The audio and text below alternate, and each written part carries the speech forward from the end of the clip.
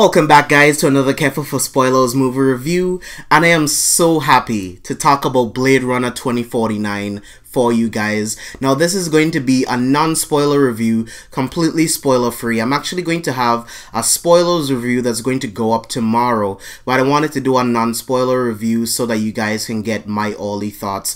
And guys, I love Blade Runner. If you have seen my review of Blade Runner The Final Cut or Blade Runner Blackout 2022, if you haven't, please go and watch those. But if you have, you know how much of a huge fan I am of Blade Runner.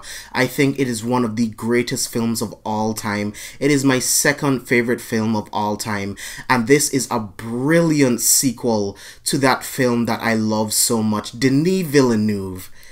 This man is proven once again that he is one of the best directors walking today. His visual style, his way of moving the plot along without dragging or feeling like something is taking too long or making a film feel like it have too many different tones going on all at once. Because it's so easy to turn a Blade Runner sequel into this action-adventure cop have to chase down and kill all of these replicants kind of movie.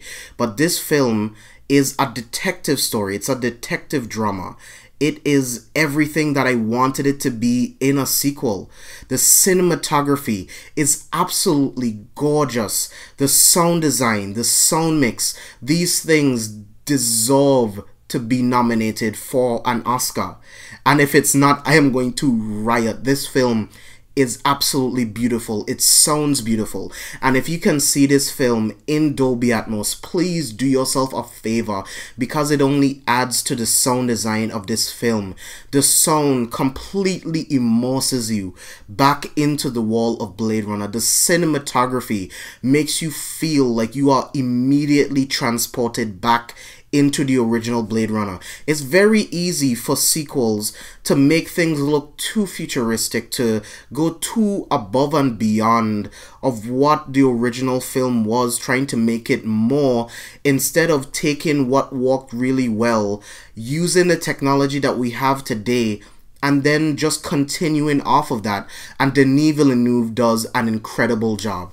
This film is 2 hours and 45 minutes long, and it doesn't feel that way at all. If I was watching my watch, it was only because I was worried about the film was going to end too soon. I wanted to stay into the world even longer. If there was a 5-hour cut, a 6-hour cut, I would sit there and I would watch the entire thing.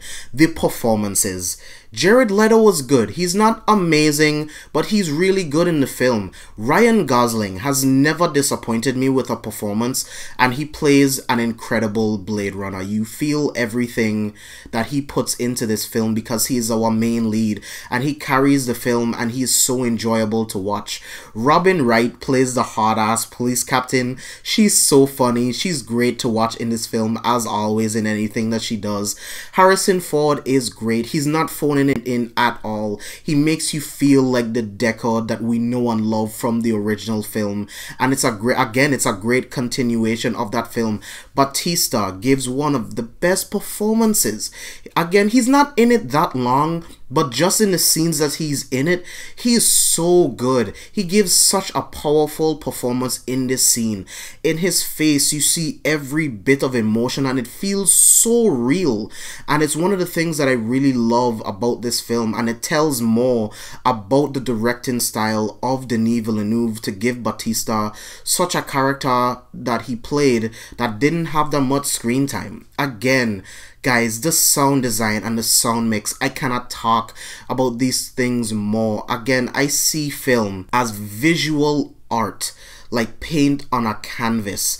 I love film. I love to see directors that put their heart and soul into a film, and Denis Villeneuve definitely does that with this sequel. Guys, obviously I'm going to give Blade Runner 2049 an A+. It is a brilliant film.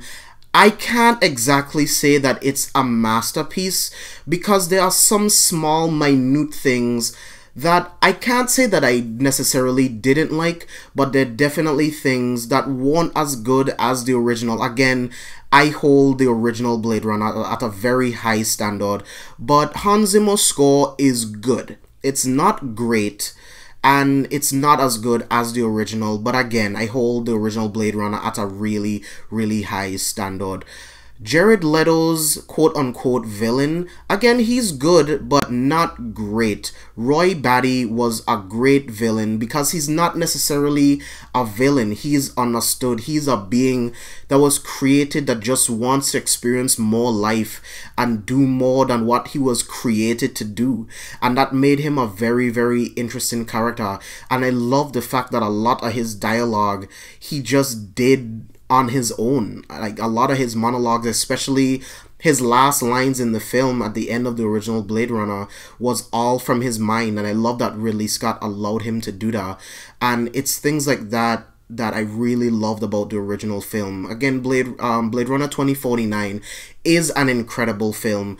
To call it a masterpiece would be putting it on the same level of the final cut, and I can't exactly say that, but it still gets an A+ from me. This is a brilliant film. It looks amazing. It sounds amazing. The direction is incredible. The plot takes you all over the place and gives you this amazing story that is a great sequel that complements the original. Guys, if you like this video, hit the thumbs up button. Hit me in the comment section. If you have seen the film, let me know your thoughts. When I do the spoilers review, hit me in the comment section so that we can talk about all the spoilers of the film, because there are so many things that I want to talk about, but I wanted to make sure I got this non-spoiler review out for you guys. Again, hit the like button, hit the subscribe button, and I will see you guys next time.